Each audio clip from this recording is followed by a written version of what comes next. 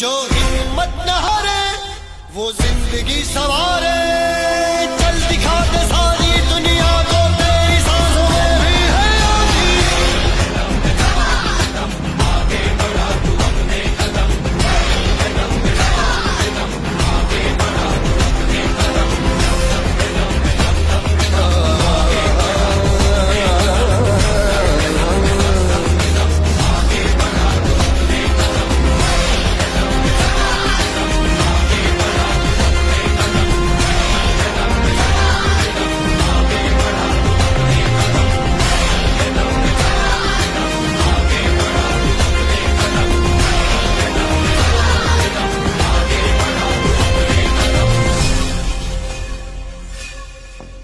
फितरत से hero, pocket से जीरो, दिल में मेरे राम हैं और बाबूजी परेशान हैं। नमस्कार, मैं बेरोजगार कुमार फ्रॉम बिहार।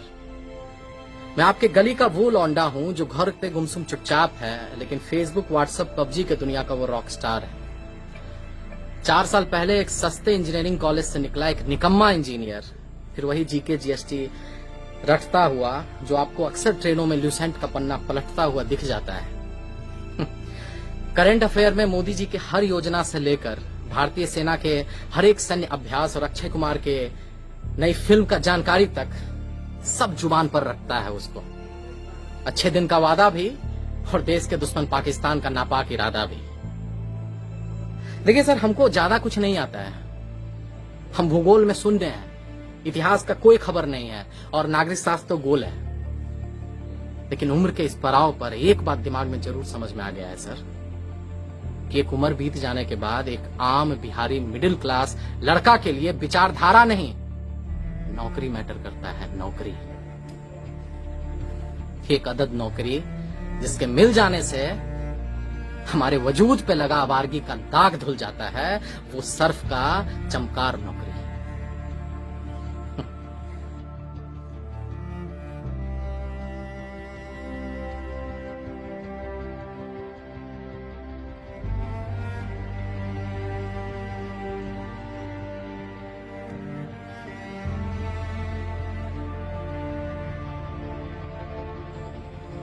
पहले आईएएस और उसके बाद एसएससी और फिर से फ्रस्ट्रेशन का ई लेवल हो जाता है कि सर रेलवे का गैंगमैन से लेके लोको पायलट का फॉर्म भरते भरते हम लोग अपने सेल्फ स्टीम का ऐसा बत्ती बना लेते हैं कि रात में जब टेबल पे बाबूजी के साथ खाना खाने बैठते हैं ना, तो परवल तक नहीं घोटाता है सर।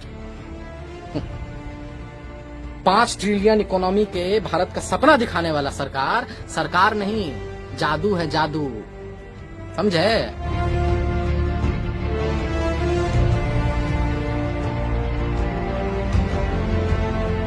2 साल से वैकेंसी निकला हुआ है, एग्जाम नहीं ले पाए हैं। लेकिन साला फॉर्म का पैसा घुरा घुरा के जिले लाही खैरात बांट रहे हैं। फिर हमारे बाप जिनको इस सिस्टम के जगह उनका बेटा ही करमजला लगता है। 27-28 साल के बाद बाप के पैसे का रोटी ना पत्थर से जैसा हलक में उतरता है सर। और फिर आप सर बोलते हैं कि कुत्ता पाल लो देसी नस्ल का, हाँ, खिलौना बेच लो। अरे सर, काजू के आटा का रोटी खाइए आप नेता लोग, और आधी पेट बिलबिलाते इस जनता को राष्ट्र और हिंदू खतरे में है का झुनझुना पकड़ा दीजिए। बड़ा सही बात। अरे कान खोलकर आप सुन लीजिए कि 3/4 देश का जनता आपके आने से पहले भी हिंदू था और आपके जाने के बाद भी हिंदू रहेगा। काहे कि धर्म कोई फुटबॉल नहीं है कि राह पे चलता हुआ कोई इंसान इसको किक मार के निकल जाए। अरे आपको बड़ा शिद्दत और बड़ा उम्मीद के साथ हम लोग लाए थे कि आप सिर्फ हिंदू सम्राट नहीं, भारत सम्राट बनिएगा, युवाओं के दिल का सम्राट बनिएगा, युवाओं का दर्द समझिएगा।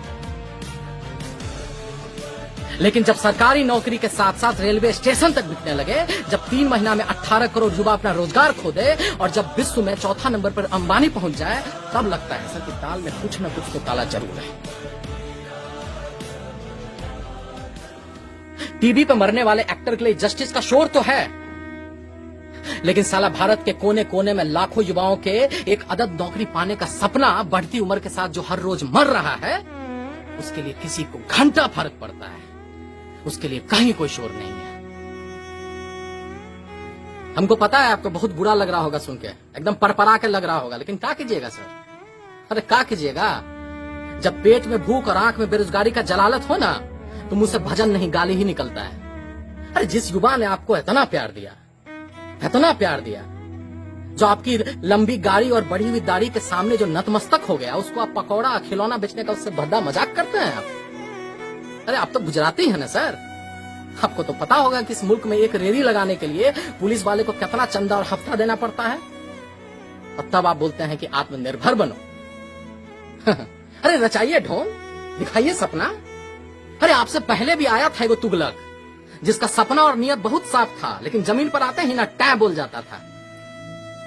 अब कमेंट सेक्शन में कुछ लोग हमको गाली देगा, एंटी नेशनल बोलेगा, देशद्रोही बोलेगा। बे बोलो, अगर साला अपने ही देश में, अपने आजाद मुल्क में, अपने प्रतिभा के दम पर अपने ही सरकार से सरकारी नौकरी मांगना गुनाह हो जाता है, एग्जाम का डेट का हिसाब मांगना गुनाह हो जाता है, तो हम हैं गुनहगार, और हम ऐसा गुनाह एक नहीं 1000 बार करेंगे इस देश के युवाओं के लिए। तुम रहो अपने नेता का चाटने में, और इस देश को महान बनाने में हम इन युवाओं के साथ खड़े और युवाओं के साथ रहेंगे। जय बिहार।